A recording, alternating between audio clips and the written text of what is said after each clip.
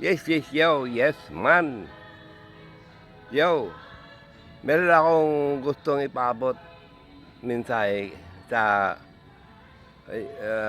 kapatiran natin si Ipi Labrador. Yung sinasabi mong muklo, ang kapatiran nating Muslim, malaki ang galang ko, respeto sa kanila kasi mga tropa ko yan sa sidewalk bentor. Yan, yung kumbaga kung saan tayo nakatayo na nag-house, tutulungan ko rin yung mga kapatiran kong sidewalk vendor na Muslim. Diyan ako bumibili ng mga gamit ko. Masama yung sinasabi mong lahat ng Muslim muklo. Hindi ako sang-ayon doon. Ang masasabi ko lang sa iyo, iisa lang ang muklo sa buhay ko nakikita. Yung namamakyo, yung nagkaganon sa Senado. Yan ang muklo. Wala ka sa tamang lugar, tamang oras.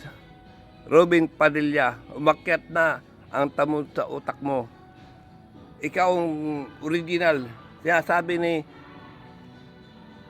Wendy Carbonell, kapatid ng Wendy Carbonell na ikaw isang peke, Muslim. Hindi. Ikaw ay legit, original na Muslim. Galing sa bukid, sa bundok. Barbarian ka na Muslim. Ba't ka namamakyo, Robin Padilla, sa Senado? Ba't nga ba? You tell me. You tell me. Ba't ka namamakyo? Wala ka sa tamang lugar. Wala ka sa tamang oras. Ikaw ang bad boy, muklo, original. Mawalang galang sa kapatirang Muslim.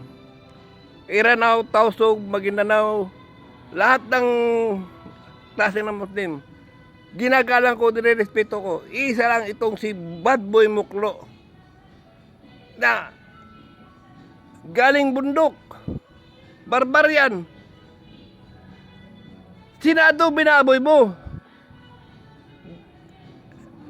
Namamakyo ka. Wala namang nangyari dati sa Senadong ganyan.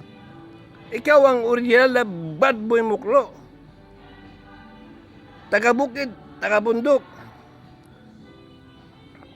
Pinag-aaway mo ang Muslim at sanlibutang relihiyon. Sinasabi mo nung Semana Santa, nagdaraos down ng Semana Santa ang mga Kristiyano, wala daw kabuhay-buhay. Sinabi mo yan. Yan ang baligtad ang utak mo, Robin Hood, tamodmod, bad boy muklo. Pinag-aaway mo ang Muslim. Ikaw ang tunay na original na Muslim na muklo, nag-iisa. Mawalang galang sa mga kapatirang Muslim. Ride on, yes, it's yo. To the world tayo, yo. To the moon.